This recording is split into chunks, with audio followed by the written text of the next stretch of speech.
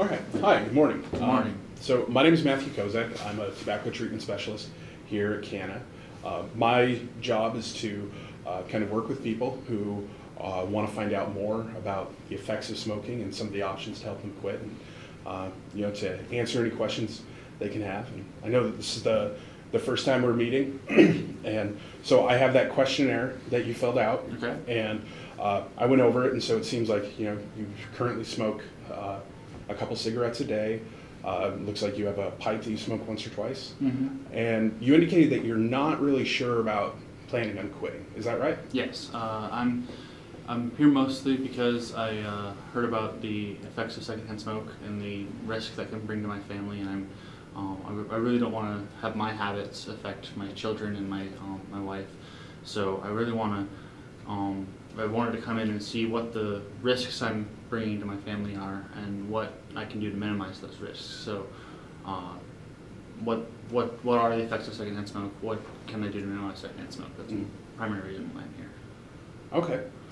All right. So can I ask, what do you know about secondhand smoke right now? I know that it's something that occurs because of the chemicals that I breathe out, something that is kind of like the second half of the respiratory when I breathe in the smoke, and then I have to breathe it back out, and when it comes back out, some of the chemicals or whatever is in the cigarette comes out with it, and I know that can be harmful, but I was under the impression that as long as I wasn't breathing in their face, it was pretty safe. So. Okay. So secondhand smoke is, like you said, it's when you inhale the smoke and then when you breathe it out, or it can also be the smoke that comes from the end of the cigarette. So it's basically anything that you're not breathing in directly. And secondhand smoke is one of those things that it can linger around. So even after maybe the smell has dissipated, for example, it can still be there. And have you ever heard of what's called third-hand smoke? No, I haven't. Okay, so third-hand smoke is basically where you get the chemicals from cigarette smoke or from tobacco on your clothing, furniture, your hands, for example. And so even after the smell has kind of dissipated and there's no visible smoke, if people come into contact with those things, they can still be exposed to some of the chemicals that are in cigarettes. Okay.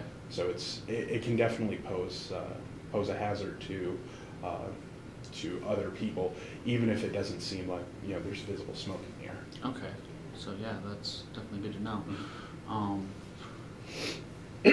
So what would be the short of quitting my habit? What would be the best ways to minimize that risk? Well, can I ask, where do you currently smoke when you do? So usually my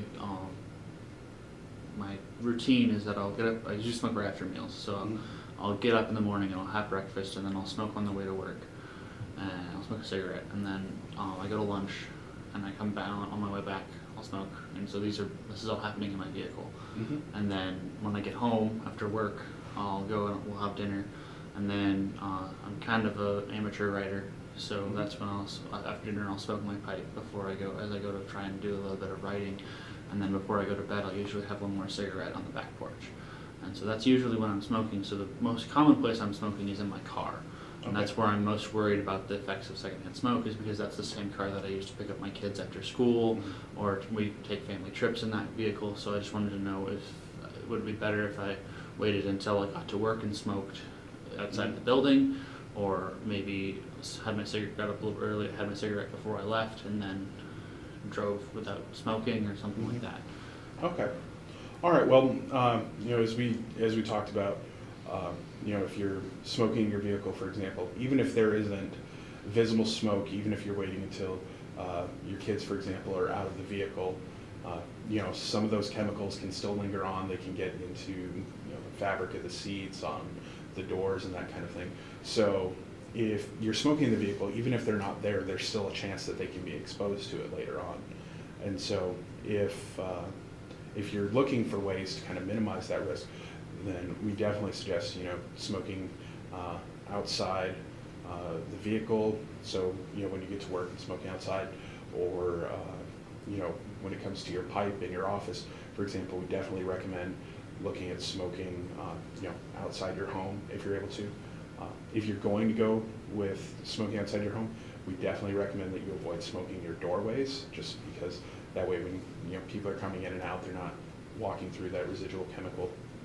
And a big part of that is because a lot of housings, depending on their ventilation systems, for example, even if you're smoking in your office, it could get into other rooms. Mm-hmm. And so, so those are some of the things we can do. And so, you indicated that you've never tried to quit before, and you weren't really sure if you wanted to try. Can I ask, has your tobacco use always been kind of like this, or has it gone up and down, or? It's been mostly like this most of the time. Okay. I started smoking when I was in college, and I picked it up just mostly because there were a bunch of guys in my fraternity, and they were all smoking, and just kind of helped me fit in and help me get in. And I'd always known about the risks of smoking. My parents were always avid that you really shouldn't smoke and it's bad for your health, and so I was never really got super into it and super deep. I knew that it wasn't really a good habit to get super deep into, but as I started up, I didn't seem all that bad, so I kept it up. I knew that I didn't want to get to be one of those guys who's spending $20 a day on cigarettes, but I figured if I had one or two a day and it wasn't getting any worse, that I really didn't have anything to worry about. So I figured it would kind of just be something that, kind of like some people have a beer at the end of the day, I have a cigarette, kind of that kind of just a habit, something to do. So. Okay.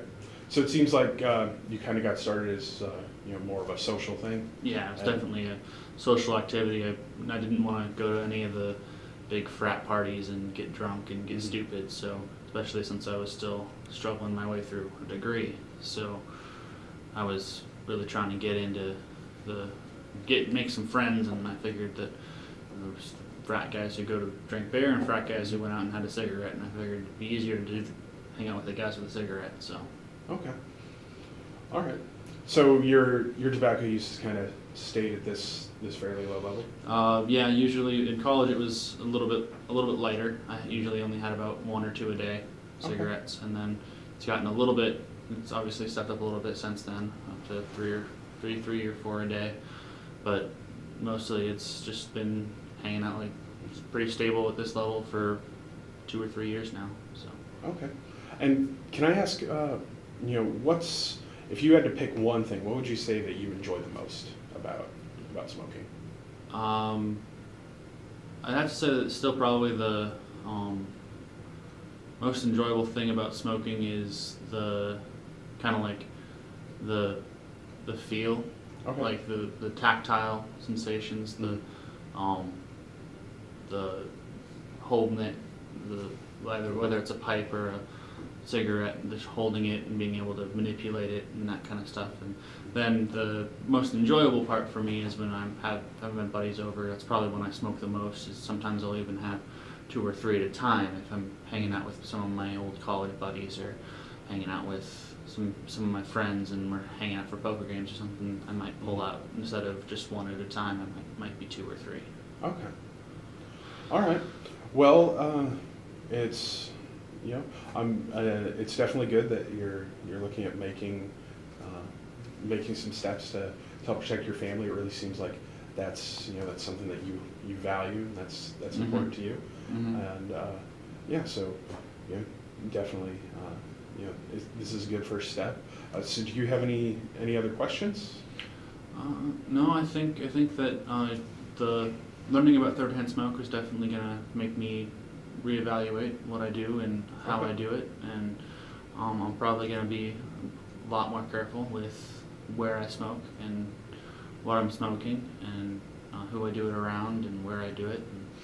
And, I think that for now that's going to be my primary goal, and I don't think I'm ready to quit yet, but we'll see. We'll see if I really feel like I'm having a big effect on my family. So that's all right. Main reason I'm here. So it sounds like you know, your family's important. It sounds like you have a good plan for your next steps on kind of some of the ways to minimize that risk of second and third hand smoke exposure. Mm-hmm. All right. Well, if you don't have any other questions, then thank you for coming in. If there's anything else, don't hesitate to give us a call and let us know. Thank you. All right. Thank you. Thank you.